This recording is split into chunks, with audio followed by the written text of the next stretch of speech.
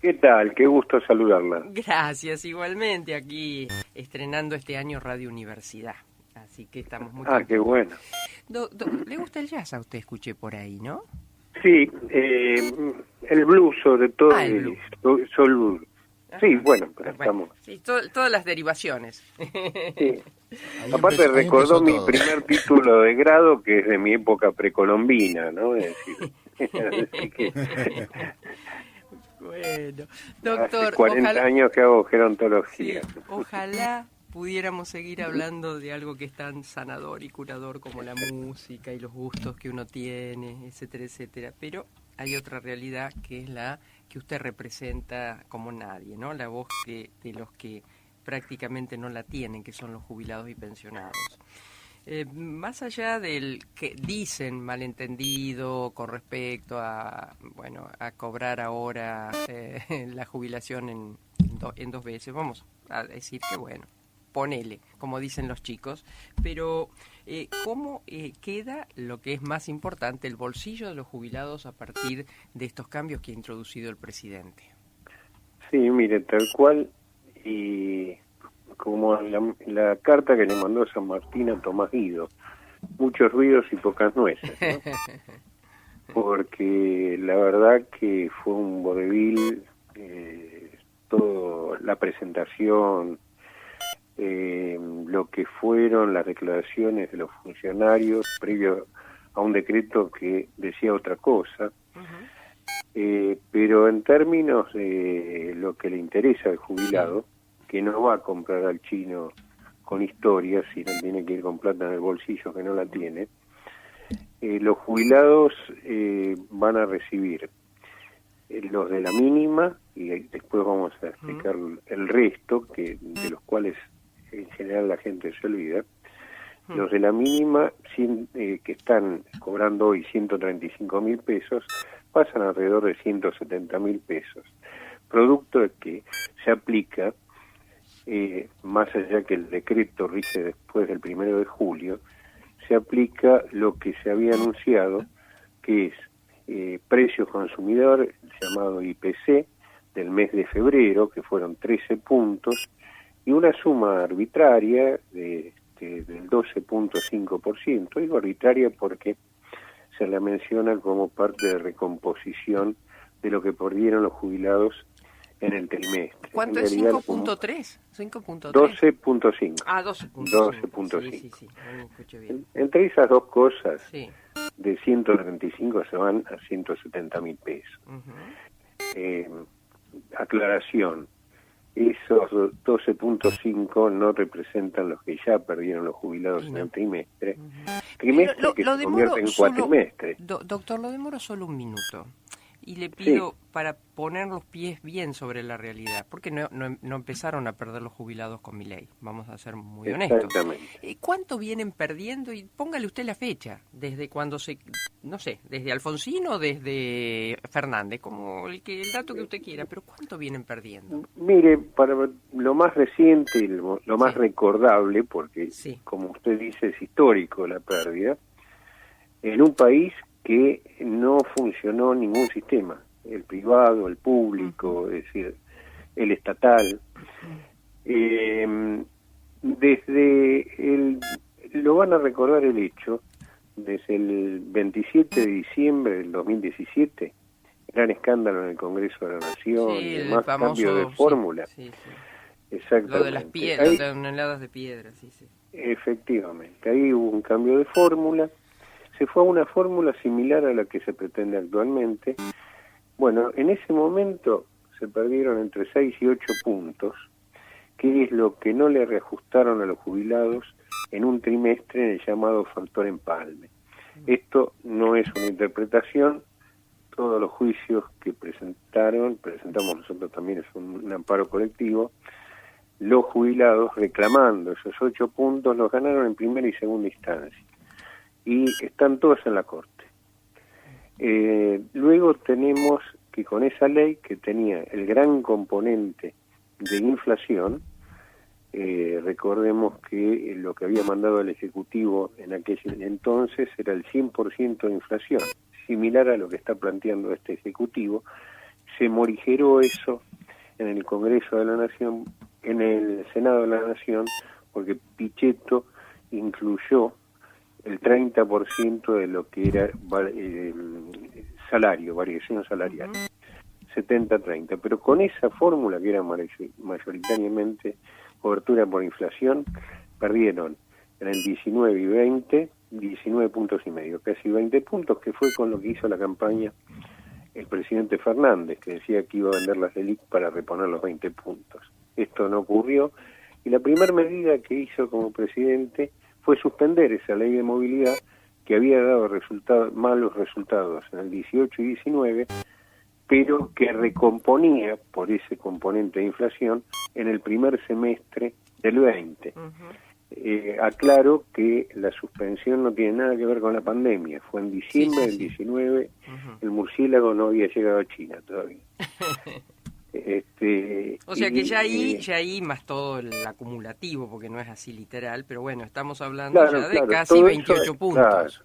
Así, todo eso es degradación hasta hoy. Degradación. ¿Y cuánto sumaría esto nuevo? Y ya es mucho menos de 0,00 lo que quedó del haber. Porque como esto es acumulativo e inclusive distorsivo, en el 2020, en marzo, por decreto de necesidad y urgencia, el presidente distorsionó toda la pirámide porque dio índices decrecientes, Fernández, del 11.56 de las mínimas al 3% de las más altas. Ahí se acható la pirámide y empezaron a perder todos por igual, degradándose cada vez más lo que eran jubilaciones medias o un poco más altas. Y ya en el 2023, con la ley actual, que no contuvo lo que le pedimos todos, una cláusula de garantía por inflación, los que la defendieron, el diputado Carlos Heller y la diputada Vallejo, que luego se arrepintió de haber votado y defendido la ley, que decían que iba a recomponer con esta ley. Miren lo que pasó, y es lo más reciente. 2023, el ajuste de jubilaciones y pensiones 140%, inflación a nivel general 211%, 70 puntos prácticamente de diferencia. Insumos, medicamentos, 300%. En lo que va de este año, vamos a tener a marzo, con marzo incluido, no tenemos el número final, pero entre un 70 y 75% de inflación acumulada. Lo que reajustó esta ley es el 27%. O sea, 70-75 inflación acumulada, y tendríamos entonces un recupero por esta ley del 25%. Claro, que es el IPC de febrero y ese 12.5%. Es decir, igualmente para atrás un 50-55%. Exactamente. Ajá. Doctor, mire, lo que indica esto es que cuando uno a la nada le agrega nada, termina siendo lo mismo. Con nada al cuadrado. Ay, Dios. No, lo que pasa es que están tan licuados los saberes, porque IPC aparece como razonable, precios consumidor, no van a perder más, pero ya no pueden perder más, claro, porque inclusive se va a seguir licuando, es decir, por todo este periodo, y se va a seguir adjudicando eso al superávit fiscal. Ahora, es decir, la parte del león del superávit fiscal lo ponen los viejos con la vida. Ahora, doctor, los entendidos en economía, a los que yo suelo consultar, gente que ha estado en los gobiernos, gente que no está pero está cerca del presidente, bueno, las distintas opiniones, miran con atención, Julio, porque dicen que a partir de ahí las jubilaciones y pensiones van a aumentar por la inflación real. Lo miran con atención porque dicen, bueno, se está jugando el modelo, o cree realmente el presidente que el modelo es exitoso, o va a la dolarización, otra cosa no hay. Es lo que dicen, ¿no? O sea, ahí los jubilados podrían empezar a tener con esta pérdida, digamos, pero no perder al menos por inflación. Sí, es lo mismo que supuso en el 17 la administración de ese momento. que estaba bajando la inflación, claro. y en razón de eso, bueno, los jubilados iban a mejorar su situación e iba a tener respiro la economía. Claro. No pasó. Y no pasó. ¿Cree usted que podría llegar a pasar? Es el deseo, ¿no? Es el deseo. Sí, estamos todos igual. Lo que pasa que, mire, el problema, por eso yo insisto con un término que es el que voy a repetir el día 4, que tuvieron la gentileza los diputados de invitarme a la Comisión de Seguridad Social. Estamos en una crisis humanitaria del sector, porque fíjese, le hablaba de 300%. Pero usted lo viene diciendo esto hace rato, yo lo recuerdo. Exactamente. Él lo ha charlado sí, conmigo. Más de un año. Sí, sí. El 300%, le decía, aumentó medicamentos el año pasado. En lo que va de este año, el 113%. Claro. Y lo que no paga el jubilado, lo paga la obra social, lo paga el PAMI.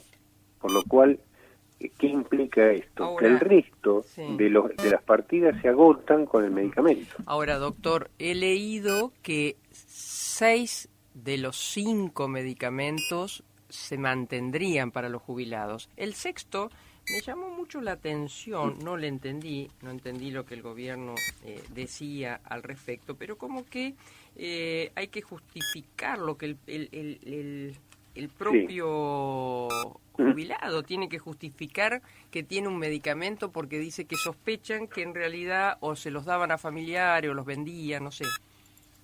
Sí, es lo mismo de siempre, mire. Es un programa de vía de excepción, se llama. Exacto, sí, no me acordaba. Existió en el PAMI siempre y estaba regulado hasta 5 medicamentos. Luego en el 19 se acopló un sexto, que son medicamentos de uso general, y está muy bien. No llegan a todos los jubilados. Realmente el programa tiene que ver con 1.700.000, que son los que ganan en la mínima o hasta 2 mínimas, directamente sin ningún otro tipo de ingreso, o que los medicamentos exceden el gasto el 5% de lo que cobran. El tema no es que no se pueda acceder al sexto, sino que los 5 medicamentos lo fija o lo manda por receta electrónica la secretaria del médico de cabecera, que el médico de cabecera, no todos, pero muchos, no ven al paciente. Simplemente se copian recetas. Entonces, el sexto lo tiene que justificar el médico, por qué patología, por qué lo pide. Es un engorro más para el paciente, y ahí tenemos en atención primaria uno de los grandes problemas, que al no ser seguido la patología y el paciente, tenemos pacientes sobremedicados. Todos los viejos tienen polifarmacia, tenemos arriba de la mesita de luz, vamos acumulando medicamentos, que nos dijo alguien que los íbamos tomando, que nos hizo bien. Teníamos que tomar como 45 días, pero nos hizo bien y seguimos tomando. Y el médico sigue, o la secretaria del médico sigue copiando, por lo cual hay un exceso de medicamentos en algunos y muchos otros que no pueden llegar al medicamento. Igual todo este conato de que los programas seguían o no seguían, viene todos los años después de las elecciones, cuando la industria del medicamento renegocia su contrato, porque pone algunos pesitos a los candidatos que puede ganar, y después lo recupera con la salud de los viejos, ¿no? Semino, buen día. Marcos Pereira lo saluda. ¿Qué tal? No sé si está en su radar de trabajo, pero bueno, se abrió un nuevo frente con el decreto del gobierno nacional en cuanto a lo que son las partidas para las cajas que no fueron transferidas a la nación, en la que está incluida la provincia de Santa Fe. No sé si está en conocimiento. Sí, lo sigo muy de cerca históricamente. Otra cuestión histórica. Sí, este es un conflicto que inclusive hubo alguna negociación en la administración de Macri, luego no se cumplió, y evidentemente las cajas sufren el desfinanciamiento producto del incumplimiento de ANSES de las partidas correspondientes. Esto llevó a algunas cajas, Córdoba por ejemplo, que tenía fijado históricamente el 82% móvil, bueno, hoy tuvo que ir degradándose esto por falta de cumplimiento de esos aportes. Y tengo entendido que Santa Fe es muy probable que la semana que viene haga una presentación en la Corte requiriéndolos. Exacto, exacto. Sí. Ahora, esto es producto de una gran locura. Nosotros tenemos 100 sistemas, más de 114 sistemas previsionales en Argentina. Algunos del 82%, otros como el Nacional, que tiene una tasa de sustitución del no más del 46%. Tenemos las cajas profesionales, tenemos las cajas regionales. La verdad que es no se entiende en otro país este tipo de cosas. Doctor. Como no se entiende, Sí. que esto vale Sí. aclararlo, el tema del bono, de un pago en negro, un pago no remunerativo. Claro, bueno, eso le iba a preguntar, porque yo lo interrumpí, pero usted Sí. estaba desarrollando. A esos 170 se le tiene que sumar el bono. El bono de 70.000, Ujú. que no tuvo nada que ver con la discusión esta del DNU, si Sí. iba antes, después. La resolución del bono de 70.000, que es la repetición de los mismos 70.000 Del gobierno del anterior. mes pasado. Claro. Sí. Sí, prácticamente. Antes habían sido 55.000, Claro, diciembre, sí. enero, febrero, en marzo se llegó a 70.000 y abril va a tener también 70.000. Mire, lo del bono, que es un disparate, porque al no ser remunerativo, es discrecional, lo fija el funcionario de turno de lo que quiere o según la cercanía con las elecciones y demás, que lo instituyó como política de Estado el ministro Massa, porque ya lo aplicó durante 1 año y 3 meses, y lo continuó la actual administración, es decir, los 3 meses actuales siguieron con la misma política. No solo tiene esas características, que es voluntad del príncipe, darlo, no darlo, por cuánto darlo, no tiene nada que ver con el derecho esto, con el derecho previsional, con el derecho a la seguridad social. Pero al margen de esto, el problema que se plantea, que esto se le dio a 5 millones de jubilados de la mínima, pero hubo 2,5 millones más que no recibieron ningún bono. En este año y medio, lo que fue pasando, que al no recibir ningún bono, quedaron 2 millones en el mismo escalón remunerativo que los de la mínima, con el bono. Al punto tal, que esto no fue muy observado, pero en el mes de marzo, los que tenían esos saberes medios, por ejemplo, 150.000 pesos que no recibieron bono, y recibían el 27% en marzo, llegaban a 190.000. Entonces le tuvieron que incorporar un bono por la diferencia. Sí. Es decir, un disparate donde se igualó todo para abajo, están todos mal. Exacto. Y lo que eran jubilaciones altas hace 3, 4 años, hoy son de 400.000 pesos a lo sumo.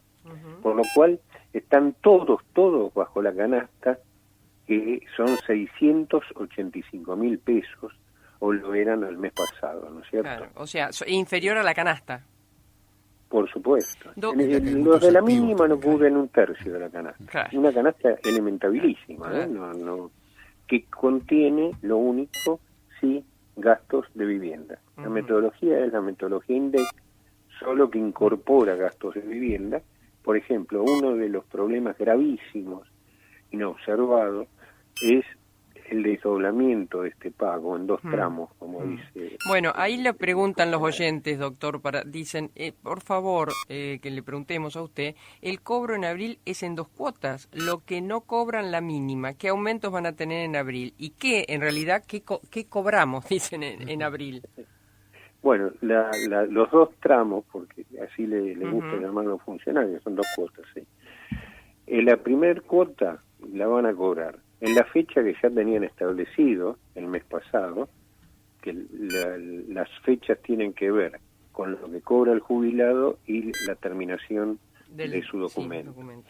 Bueno, ¿qué van a cobrar? Exactamente lo que era el haber del mes pasado, es decir, 135.000 pesos. Uh-huh. Y en el segundo tramo, que todavía no están definidas las fechas, dijeron que va a ser dentro del mes, van a cobrar el bono de 70.000 pesos y ese 27% del IPC, el 12,5% que otorgó el gobierno. O sea que más o menos, ¿cuánto sería eso? Bueno, es el resto entre 135 y 235, 240.000 pesos, Sí, que es lo casi 100.000 pesos aproximadamente. Sí, más o menos. Más o menos. Doctor, usted bien lo sabe que un decreto se soluciona publicándolo en menos de 24 horas en el boletín oficial. Si el decreto menciona que no podía excederse de un monto determinado, que aparentemente por eso es, después el ministro dijo que no, que en realidad fue un malentendido. Bueno, no importa, se soluciona rápidamente y no hay que hacerle la trágica salida de todo jubilado a cobrar porque no todos tienen una caja. Tienen que ir al banco. Pero mire, un efecto de todo esto. El decreto se colgó a las 5 menos cuarto de la mañana del día lunes. Uh-huh. Es decir, que cambió toda mezcló más las cosas. Sí. Un colega suyo, que como yo estamos trastocados, Uh-huh. leemos el boletín oficial antes del diario. Sí. Y a esa mañana estábamos intercambiando no creyendo ninguno de los dos lo que estábamos leyendo, ¿no? Doctor, era otra cosa. Sí, escúcheme, porque también la gente se confunde y no quiero para nada, porque también nos consultan. Los que no cobran la mínima, ¿qué aumento van a tener en abril? Y si cobran bono. No cobran bono, cobran el 27% sobre lo que están percibiendo. Claro. Los que no son la mínima cobran el 27% sobre lo que perciben y no bono. O sea, el otro día un oyente nos decía, mi señora, creo que era, que él tenía la mínima. Con el bono quedaba 2.000 pesos más arriba que la señora que no tenía la mínima, porque, bueno, por la sumatoria. Claro. No, un desastre es esto. Un desastre. Y otra cosa, el bono es por beneficiario y no por beneficio. A ver. Esto vale aclararlo. Quien cobra, por ejemplo, jubilación y pensión mínimas ambas, Uh-huh. no va a cobrar el bono. Claro. En ninguna de las dos. Claro. Porque le suman los saberes y obviamente supera la mínima. Claro. La verdad que es un disparate todo. Y ahora la pregunta clave. Si un jubilado, que en muchos casos, ¿no? Tiene que alquilar, y ya lo charlé con usted, ya no una vivienda digna, si tiene que ir a una pensión. ¿Cuánto paga? 150, las pensiones están, le digo, Buenos Aires, en Córdoba pasa similar, y hay también en Rosario. Uh-huh. Las de Buenos Aires, Córdoba, están en una habitación con baño compartido, están 150.000 pesos. Uh-huh. Y ahí hay uno de los problemas del desdoblamiento. El jubilado es tan poco su haber que tiene que programar y armarse una estrategia para vivir cada día, para pagar los gastos de cada día. La pensión cobra 150.000 pesos. El jubilado en este primer tramo, los de la mínima y que viven en pensión, cobran 135.000 pesos. No llega a cubrir el gasto de esa pensión. ¿Qué pasaba el mes pasado? Pagaba los 150.000 pesos y sabía que tenía 50.000 pesos para el resto del mes.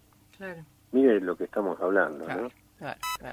Pero lo que usted mencionó también, y perdón que me extiendo, pero no sabe la cantidad de mensajes que estamos recibiendo, porque claro, y hay una gran confusión, la gente sigue pensando que el bono es para todos. No, solo para la mínima y no si se cobra junto una pensión, ¿no?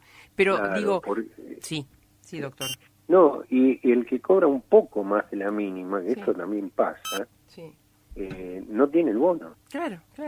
Doctor, y el achatamiento, porque usted me está diciendo que hoy por hoy una pensión de élite, podríamos llamar, en algún momento, está alrededor de los 400.000 pesos. ¿Esto incluye Sí, la bueno. justicia también, doctor, por ejemplo? Mire, tenemos se están incubando en este momento 400.000 juicios más o menos. Mm, Y encima se le agrega esto, que lo que ha llegado a la Corte no se ha resuelto. Desde lo del 17 hasta lo del 20, hasta lo que pasa ahora, claro. porque cuando inclusive después de 3, 4, 5 años se resuelve, y pasó todo el año pasado, no se pagan las sentencias firmes. Claro. Sentencias firmes se debieran pagar dentro de los 120 días hábiles de haber quedado como tal. Bueno, en la mayoría de los casos tienen que hacer un nuevo juicio de ejecución de sentencia. Y apuestan, no se perdón lo que pagaba. voy a decir, ¿no? Apuestan que mientras tanto tal vez el jubilado queda en el camino y va para otros cielos, ¿no? Es así, mire, algunos recordarán, no muchos, primero un caso que se llamó el caso Chocobar, después vino el caso Badaro, Sí. y todos estos casos que estamos contando, el caso Fernández ahora, son el leading case que en realidad muestran que el sistema ya desde hace muchos años se compensa por la litigiosidad eterna.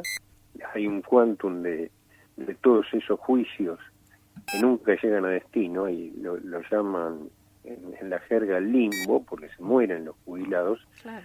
y no se continúan muchos de ellos, más allá que los causavientes debieran tener derecho, o lo tienen, pero a veces ni se enteran ni lo siguen, etcétera, etcétera.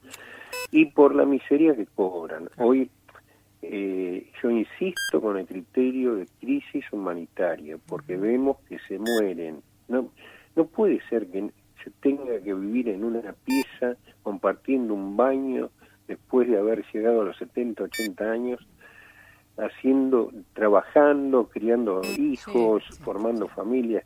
Es un disparate. Es un disparate que un jubilado que se jubiló con una jubilación máxima del momento, hoy está topeada en 900.000 pesos, la máxima, que se jubiló hace 4 o 5 años con la máxima de ese momento, y hoy está cobrando 300.000 pesos. Claro, una vergüenza. Es un Y disparate. le cuento lo que está pensando el que está cerquita de jubilarse, lo que debe estar pensando también, ¿no? Miren, esto que Al menos siempre deja de hablamos, pagar. ¿Eh? Al menos deja pagar. no, pero por supuesto, pero esto que estamos pensando, que estamos hablando, nosotros somos el espejo que adelanta.